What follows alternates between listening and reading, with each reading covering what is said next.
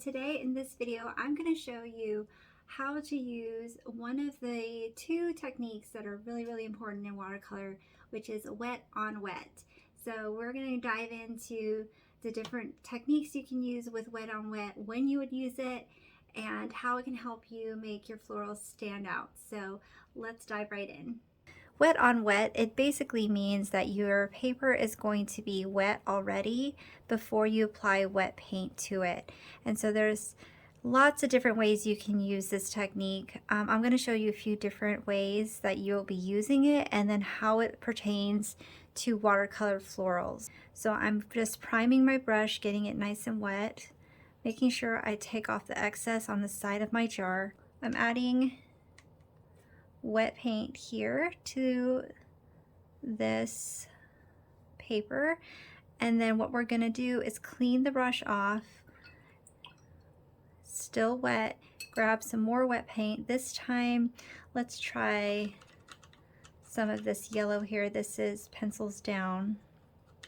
I'm going to load up, and where it's wet still here, I'm just going to gently touch it, and you see how it bleeds down into that color. You would call this a pulling method because we're pulling one color into another. It's going to load up the color here, place it right in here, and this is actually not as wet as I'd like it to be. You want that barrier to stay nice and wet. And let's just grab some red here, and we're just gonna, as you can see, I'm just pulling it down. And depending on the pigment and the color and the paint, sometimes you get a ton of bleed and blooms, and sometimes you don't. But that bleed is what is so magical about watercolor. Another way is you can drop color. So let me show you what that would look like. Let's take some yellow here. This again is Pencils Down. I'm just going to kind of put it down nice. Keep making sure that the page is wet. And then I'm going to actually take a little bit of some blue. I'm going to dot it in here and see how it starts to bloom. It just kind of spreads out. And you can kind of punch that same spot and make the bloom bigger. And you can do that with water as well. So for example, let's say we take that burnt orange color again and we put it down in here, get it nice and saturated in color.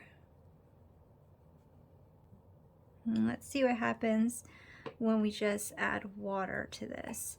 So I'm actually going to rinse my brush off and then just add some water.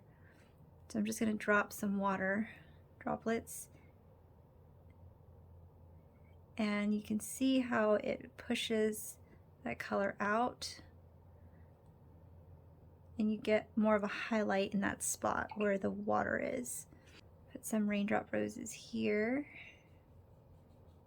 and then just rinse off all of it and just grab water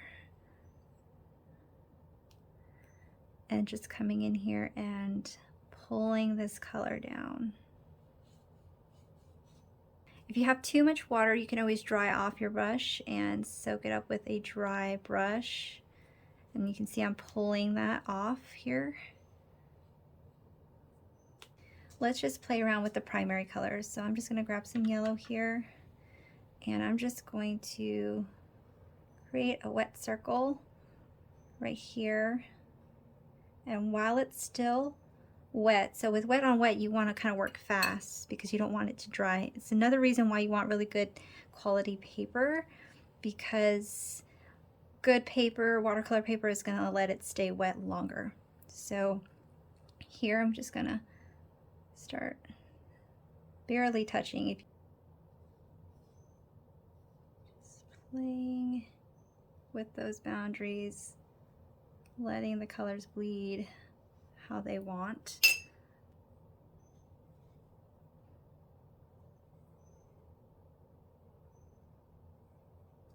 And maybe some more blue.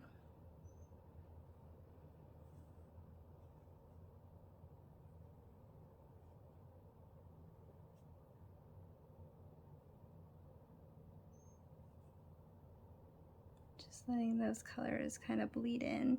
Like I said, just playing with color and seeing. That one's a big bleed. If it has too much bleed there, you can just dry off your paint and soak it up with a dry, clean brush.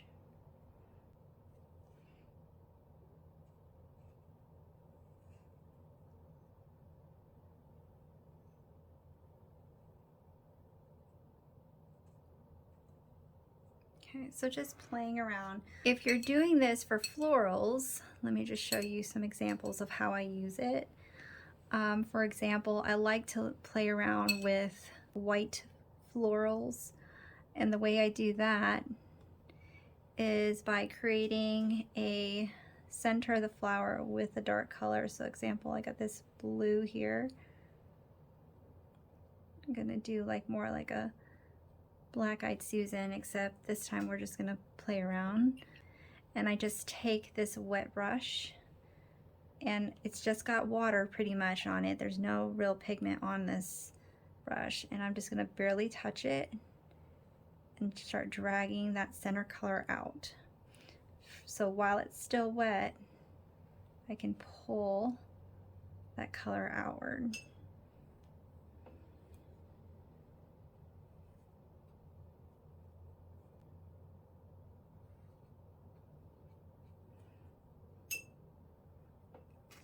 So just again pointing to that center of the flower, kind of pulling that color and pulling it out for the petals.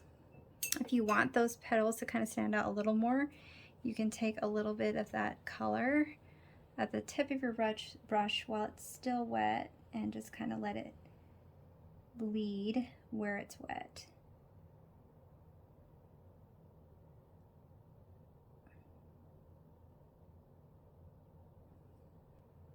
Barely any color there.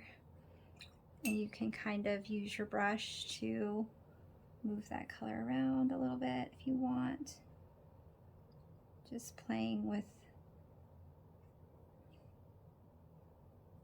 those bleeds and letting it just do its thing. I'm gonna add a stem here, some green. You can have that come up there. So you can also play around with wet on wet when you're doing leaves. So let's try that. And again, get it nice and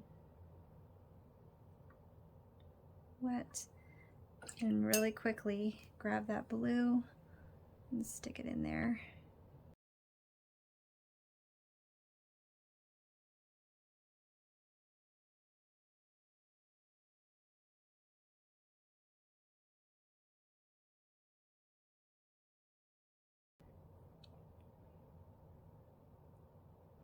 Okay.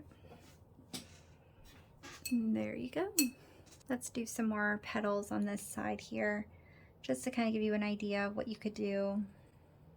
So I'm just going to do a very light petal on this side.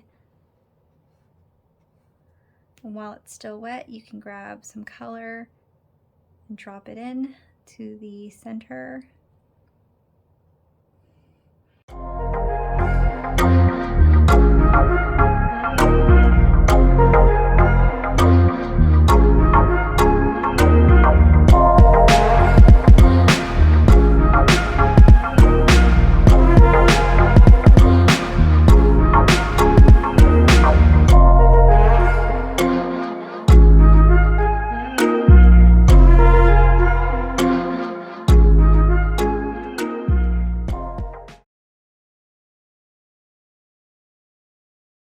I hope this helps you, and I hope this sheds some light on what wet on wet technique looks like in watercolor and how I use it for my floral pieces.